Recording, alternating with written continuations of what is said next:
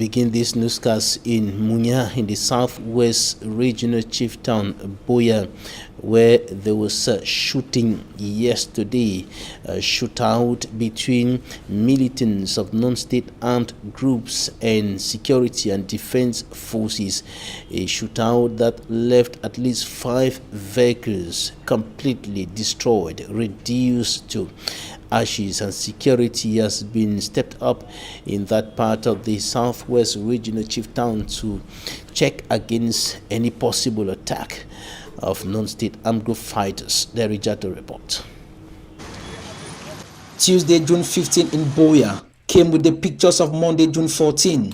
It is now clear that 5 cars that were stationed here at this filling station in Munya, directly opposite the 3rd District Police Station, have now been reduced to ashes. This dot is a witness to the type of weapons they brought. Time has not only revealed the damages these gunmen made on everything around here, but their target too have been made known. They came for the Munya Police Station. A source from Munya Police Station told Equinoxe television that the separatist fighters came as a retaliation for their camp was destroyed days ago, and then attacked and rained down bullets on the identification office of the Munya Police Station, destroying all the equipment before they were pushed back. At the moment, there is no official statement from the authorities as to the level of damages suffered.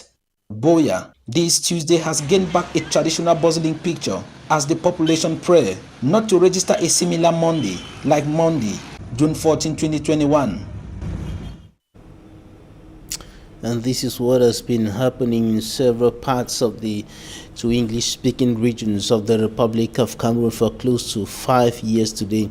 In the meantime, the country's Minister of Territorial Administration has said that the security situation of the country is globally under control. Speaking to reporters on the sidelines of the semester meeting of governors of the 10 regions, Minister Tanganji Paul highlighted some security challenges, urban disorder, and others which he said are being tackled by the government, but emphasized on the point that globally the security situation of the country is under control.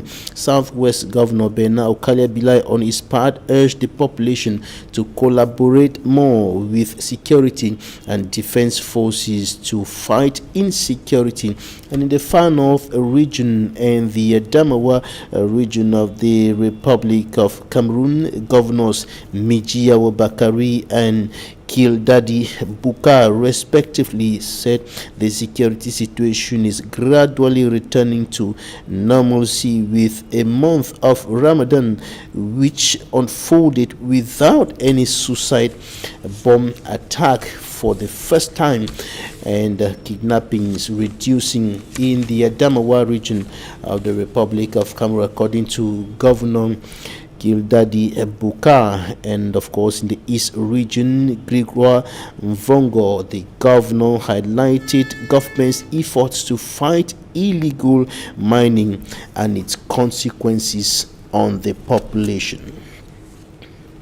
And now to the west region of the Republic of Cameroon, notably in Mengo village in the Bambutus division, the home of a vigilante group leader has been burnt down, and accusing fingers are pointing towards non-state armed group fighters from neighboring northwest region of the country. Details with Manjik and Gebre.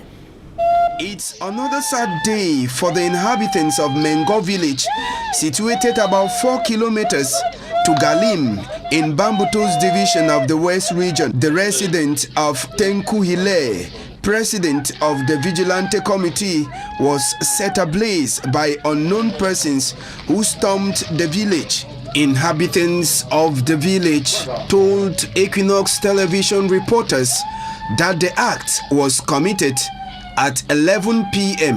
when this group of unknown persons came into the village.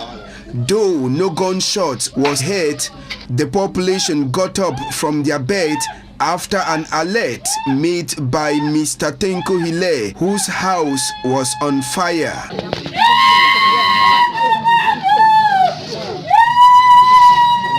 Fortunately, Tenko Hile's family was safe as no one was hurt though properties were destroyed. The men who committed the act are not yet known, though the population say it might just be another attack from separatist fighters who for the past months have been making incursions into Galim. Investigations which have already been opened will bring to light the perpetrators of. For over 30 years, they suffered the nightmare of using roads that were in a deplorable state. And after 3 decades of suffering, now comes a sigh of relief after the rehabilitation of road networks in the Kongsamba 1 in the Mongo Division, littoral region of the Republic of Cameroon. The people had suffered on deplorable roads. Details with Equinoxe. Poor roads networks characterize the town of Kongsamba in the Mongo division of the Littoral region for over 30 years, according to locals who say have been suffering to move from one place to another. Nous, la route était comment avant? Non, papa, pardon, non. C'était. Je manque même l'adjectif pour dire. C'était bizarre, c'était très. For the first time in the Kongsamba 1 subdivision, their frustration transforms into joy as the council rehabilitates some of their deplorable roads. C'était les trous par. Craters were found on the roads for several years, not favoring mobility at all. Et ce n'était pas beau. Vraiment, la fierté est là. Papa Omar, merci beaucoup. Tu as sorti de l'obscurité. El Ash Umanu, mayor of Kongsamba 1, says there was absolute need to grant attention to the road crisis that aroused the feeling of vexation among the population. Toute la ville est en chantier, il faut le dire. The whole of Kongsamba, whether in the hinterlands or central town, is experiencing this development win. We are happy this planned mega project on our assignment sheet is being realized. Que ce qui avait été prévu est en train de se réaliser selon le respect des cahiers de charges.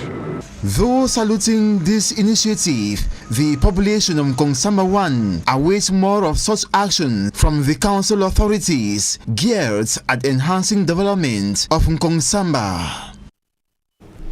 Stakeholders across different agricultural and forest commodity subsectors are now struggling to step up sustainable production and fight deforestation issues. They convened here in Cameroon's economic capital, Douala, today, and that was a meeting to launch or kick off discussions in country on building synergy that's strengthening sustainable production and addressing deforestation issues. And the meeting was organized by the Tropical Forest Alliance, a global multi-stakeholder platform focused on reducing commodity-driven deforestation in collaboration with the Ministry of Environment, Nature Protection and Sustainable Development of the Republic of Cameroon and its partners, the Sustainable Trade Initiative Worldwide Fund for Nature and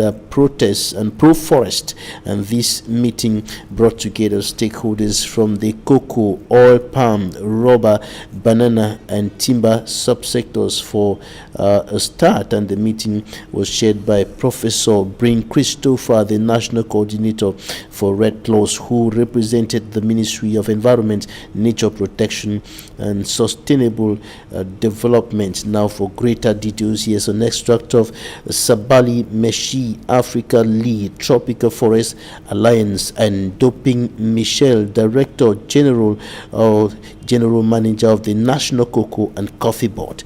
Take a listen.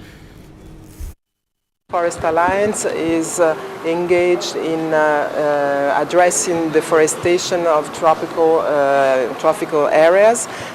We do work to mobilize and catalyze collective action, especially the leaders of the private sector, to facilitate their their action and to protect forest and reduce deforestation. Especially here in Cameroon, Tropical Forest Alliance is working to support the African Palm Oil Initiative, which is an initiative that is aimed to develop the sustainable palm oil sector in Cameroon. And we are also supporting the cocoa deforestation-free roadmap. And now we are willing to align the various sectors to create more synergies and more interactive action to have a stronger impact and to make sure that the different sectors are aligned. We have different value chains, you know, on the ground. You have palm oil, you have rubber, you have bananas, you have cocoa, you have coffee. And we seem to do things sometimes in isolation. So today we'll be talking together, sharing experiences, and I think that when we come out of here, we'll have a common vision for Cameroon, because forest is a national heritage which we have to protect. So I think this workshop will go a long way to help us, you know, manage things properly. In news out of Cameroon, a suicide bomber has killed at least 10 people at an army training camp in Somalia's capital, Mogadishu.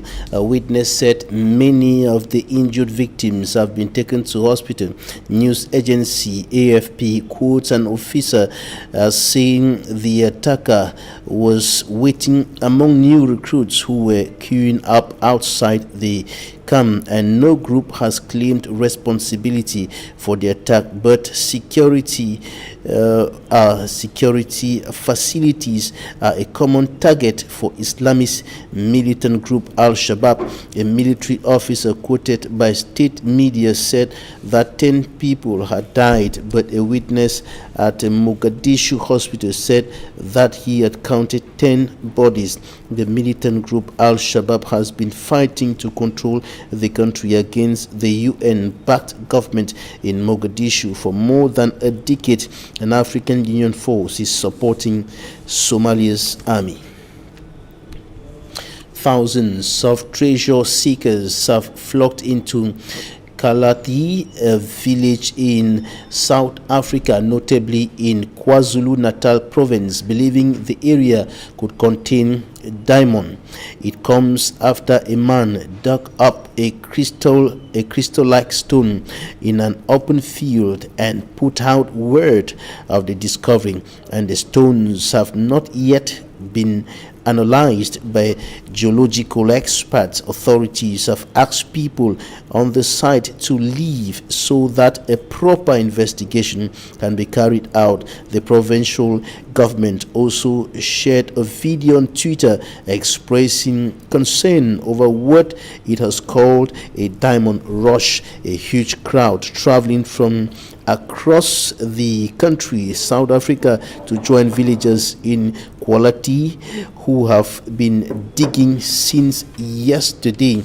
And the lack of an analysis of the stones has not deterred fortune seekers from digging and even selling the stones. Long lines of packed cars on both sides of the gravel road could be seen just a few meters from an open field where crowds dug through the soil with picks, shovels and forks to find riches. South Africa's economy has long suffered extremely high levels of unemployment, trapping millions in poverty and contributing to stark inequalities that persist nearly 3 decades after the end of apartheid in 1994.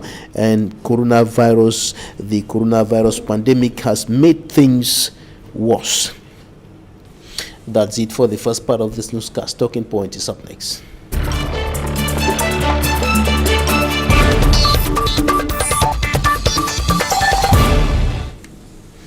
Our guest today, joining us from Washington, D.C., United States of America, is Dr. Emma Osong, an American of Cameroonian origin and one of the notable American advocates and a leading voice championing the cause for peace, notably permanent peace based on justice. Thank you for joining us today. Thank you for having me, Babili. I'm glad to be Founder here. of women, the women organization fighting for permanent peace based on justice. And today we want to take a look at how to get this peace as permanent as you want it in the northwest and southwest regions of the country. But first of all, your take on some recent issues concerning those two regions.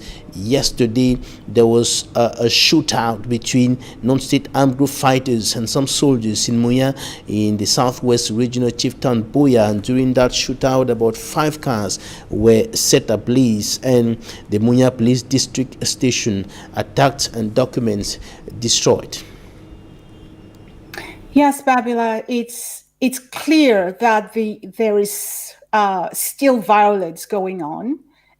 We say there is war in those two areas. Whenever you see that level of shooting going on, destruction, and of course, women and children caught up in the crossfires. It is happening in the remote areas, and sometimes this does not come to light. And what happens in the towns and villages? Women and children abandon their homes, the farm goes unattended, and they seek safety and shelter in the larger towns. And now we see the violence is taking place in major cities, sometimes in broad daylight. What does that tell you? That there is an urgent need for a solution, a permanent solution to be had, so that our brothers and sisters can return to their normal life. So far, I think it's farcical to think for anyone to say there's normalcy in the so-called Northwest and Southwest region. It is clear that our cries to the international communities and to all actors and all stakeholders is even more loudly now, because the actors are getting emboldened, right? The military forces are getting even deadlier, and so are the armed groups. So what does that say? That so far, Mr. Babila, the statements from international actors are not doing what they are supposed to do, that more needs to be done. Interventions have to occur, as they have in other parts of the world, when civilians are being caught in these types of open warfare, urban warfare. So we are calling on the UN Security Council, we're calling on the United States, we're calling on the Swiss government, who has put himself out there as a mediator, to say now is the time to bring the necessary pressure on the conflict partners to, one, hold their fire, cease the hostilities, so as to begin to allow for the population to go about as some normalcy in their lives. So far, that has not happened. Elsewhere in the world, a statement on the situation in the Central African sub-region and notably Cameroon. The United Nations indicated that despite all the initiatives taken here and there by the government of the Republic of Cameroon, no concrete action is being taken towards dialogue, a dialogue that should be inclusive and that will bring on the same table those who are fighting on both sides, that is the government, of course, and of course those who are fighting on the other side for cessation or whatever, that there is no concrete action in this direction in view of continuing with dialogue in order to restore peace. And the United States came in with visa restrictions on those suspected or found guilty of hindering the peaceful resolution of the conflict there. What do you think about all this? As I said in my last outing, the US's position on the conflict so far has been slow, but there's some progress. Visa restrictions are welcome. If you ask me and many, they'll tell you they don't go far enough. Why don't they go far enough? because first of all, we are yet to see the actual policy. What we saw were just a statement on their website and issued out that says this is what they're going to do. Now, I would be interested particularly to see the State Department, Antony Blinken, go further beyond just visa restriction to naming and shaming those individuals complicit in perpetuating what some have described as a genocidal war. Now, what do I say by that? Those who actually can be investigated and found to directly be involved in the crisis needs to be named. So far, we haven't seen that, have we?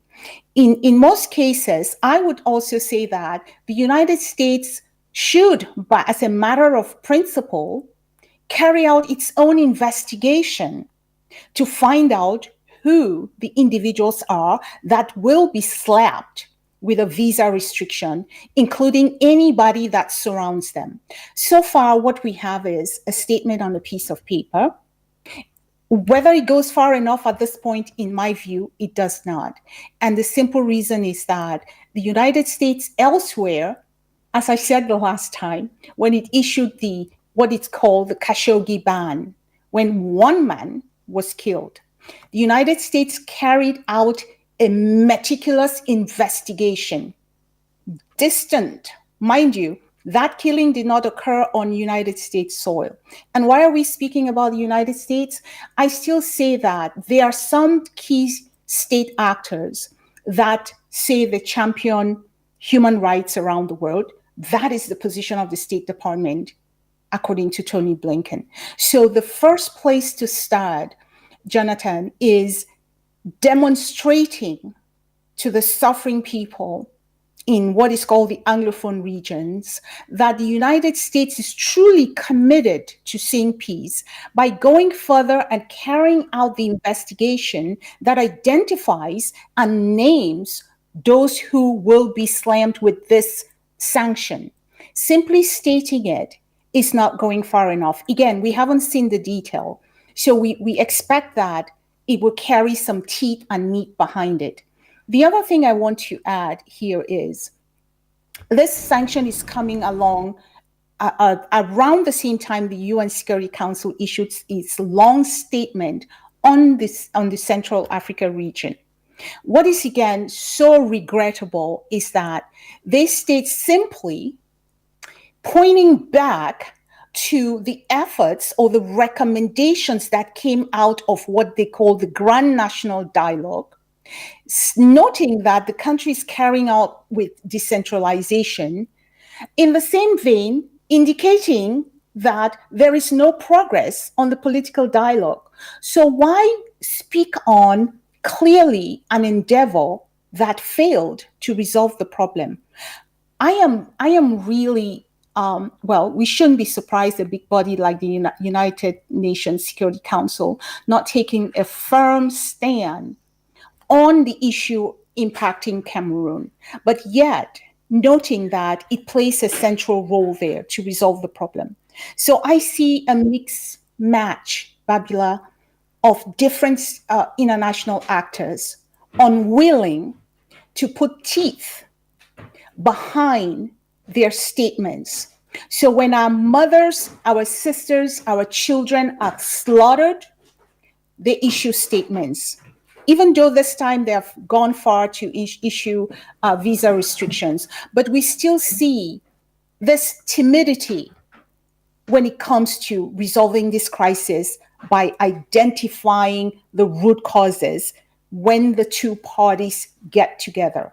And again, we are talking about the conflict parties here. Politicians like Kabanwala Edith, national president of the CPP, think that it is important for the government of the Republic and all other stakeholders to do everything possible to get the solution now and prevent a situation of direct intervention of United Nations forces in the country, because they think that that's not going to help the citizens. That could be more disastrous for the country and so on. When you talk about a firm stand by the UN Security Council, for example, what are you referring to? A firm stand?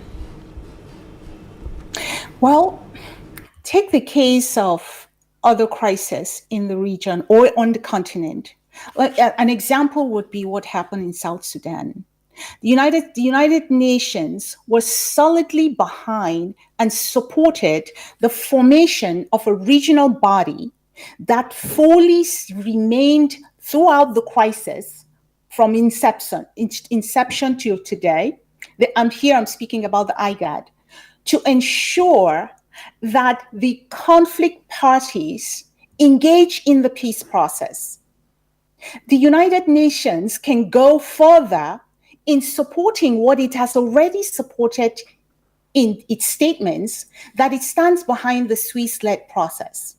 Now, if it doesn't support that, let it state or support another process and create the structures that ensures, first and foremost, that the regime in Yaoundé engages in the process and the other belligerents, by way of the armed groups, stay engaged. That's what IGAD did in the case of the conflict in Sudan. They ensured, first and foremost, that they denied space for spoilers when the peace process was underway, because there are always going to be either state interest spoilers, external interest spoilers. So that's a clear example, Mr. Babila, where the United Nations Security Council threw its unconditional weight behind systems and structures and peace processes that they ensured that it stayed the course, and they believed in it. So far, in the conflict in Cameroon, what we have seen are no shortage of statements. There are no shortage of thoughts and prayers when there are massacres of our children, whether it's Kumba or Gabo. And there's even no shortage of a normalcy in the relationship with countries that clearly have a penchant for violence.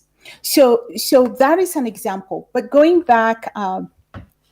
Babila, to the your reference to Madame Karwala, I suppose you were referencing the statement that the 20 women signed and sent to the United Nations Security Council. Anytime women get together where there's conflict, we have the power to transform a conflict if we can act and come together around our own realities and truth. So I want to start first by commending women for standing up and wishing and hoping to transform their conflict. But where I part ways with Madame Karwala is in insisting that the crisis that has seen the deaths of so many of our brothers and sisters is a minority grievance within a whole universe of minority grievance that is plaguing the construct called Cameroon. The letter did not go far enough from our point of view, in that it leaves the solution of a problem in the hands of one party. It leaves it in Mr. Bia's hand, Mr. Jonathan, to be jury, to be judge, and to be executioner. It still goes back to say, let's have another grand national dialogue. Now, there is a place for minority grievances in any country. However, until the regime in Yaoundé transforms its fixed political realities and agrees and accepts that the truth of the problem that are now fueling the war into the fifth year lies in addressing the root causes, I am afraid we're going to be working to see another 20 years of conflict. God forbid that that's where we are going. But I think that in all conflicts, the basic premise to resolve and transform that conflict begins with accepting that, one, you have to dialogue. And in dialoguing, you do not seek to minimize the parties' position by bringing the entire neighborhood into one place. There is a clear conflict threatening to destabilize It that should area indicate of that Africa. Kabanwala Idid, like other militants and supporters of the Cameroon People's Party and Stand Up for Cameroon Civil Society platform, and the other 20 women who wrote that letter to the UN Security Council and the IMF, have been standing for a resolution of this crisis, not only by the President of the Republic, because she thinks that there should be a political transition. The government of President Paul Biya and just everybody should quit and give way to a new political class that will solve the problems of Cameroon. They have been fighting for a political transition. But now, talking about transformation, you are an expert in human transformation, and Senator Mbela Muki recently indicated that for reconstruction, the reconstruction project to go on, minds must be reconstructed. In other words, there should be an internal transformation that has to take place to change mentalities, to change perceptions, to change the way people perceive things, and thus change the course of their actions, and turn actions that's the direction of peace and, of course, justice. What do you have to say about this as an expert of human transformation? At the top of your question there is the issue of the COVID gate. When you mentioned Madame Kawala and some of the women's outcry around the mismanagement of the millions and millions of dollars that were poured into poor old Cameroon to help with the COVID crisis there. That again is something that we need to all speak up against, issue of corruption. I stop here to say, what is new, right?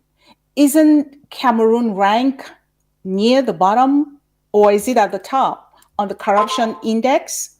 So if IMF decided to give money to a regime that obviously has no physical as they call it, good physical structures to and good custodians of the population's money, shame on them.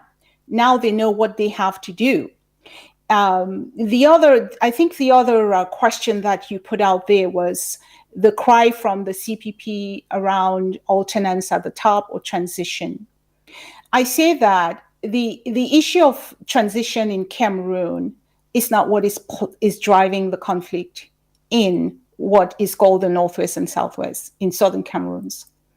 Again, as long as we decide, as long as those who hold the yam in some respect and some hold the knife have refused to look into what the fundamental causes of this conflict is, I am sad to say that we will come and revisit this same ground over and over, unfortunately, dancing on the graves of our own loved ones. So I'm here to sound like a broken record to say, it is not about Biya going, Mr. Biya. It's about the drivers of what is fueling this conflict, which goes back to the fact that two states came into a relationship, and that relationship is no longer sustainable, or it's no longer what the people hold. So here is a case in point where if we had true peace seekers and justice seekers, they would say, let the people speak for themselves, right? Now, I would leave that there when it comes to the political agitation within the political landscape of Cameroon, where party adherents, right? They push a particular agenda because they want to see their own share of political animation within Cameroon. That is well and fine, but that does not nearly address. It doesn't address what's going on now. going back to your latter question, now to get how to get that so much needed transition or rather transformation of people, because it's not only about the problems in the northwest and southwest regions. Even the issue of corruption, it's also another area where there is burning need for a transformation. How to get that transformation, and what type of transformation is really needed for people to start thinking and looking at things from another perspective, from another direction, from your perspective as a peace advocate, in order to be able to restore peace and normalcy, and of course stop all the ills, or mitigate, reduce all the ills like corruption in the Cameroonian society today. Right, very good question, Mr. Babila. When we speak of transformation, and let's start from the top. Transformation is not change. Within the context of the war in Cameroon, there have been many changes. So transformation suggests a number of things. First, the key elements around transformation is really very simple. It's about responsibility. It's about ownership. It's about engagement. And finally, it's about leadership. Things that we can take the remainder of the afternoon to discuss, especially when we want to go into what you call personal leadership development mindset. But the other aspect of transformation is about addressing what transforms your society, i.e., the injustices. Mind you, the entire world has oriented not so much towards corporate social responsibility as they are now very focused on social justice issues. Here in my neck of the woods, we saw how a knee to one man's neck launched a worldwide social justice transformation. In our own backyards and hometowns and hamlets and villages, the question is, where are the requisite elements of accepting responsibility to transform our own conflict? Where are so-called elites? To whom do they bear allegiance? By the way, they're dwindling in numbers by all intents and purposes, because they have advocated the space for safer harbors. So where's that ownership, being answerable and having the agency, the control, the power, as they say, and the mindset to change and transform and create new possibilities?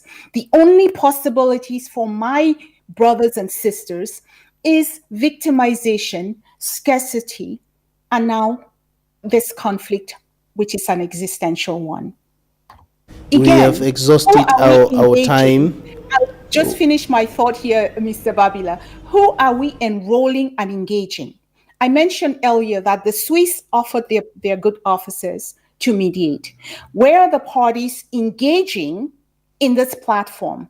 Where are the big boys in the neighborhood, the regional bodies, engaging to support the platform and deny spoilers the space to not allow true permanent peace to be gotten in our own conflict? All right, thank you very much, Doctor. We have exhausted our time, and I get it clearly. Transformation should start from the top.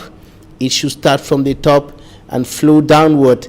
Not only the top calling transformation, calling for those who are at the bottom to leave the bushes and come out to the normal life train, but the transformation should start from the top and then flow downward. Thank you so much, Dr.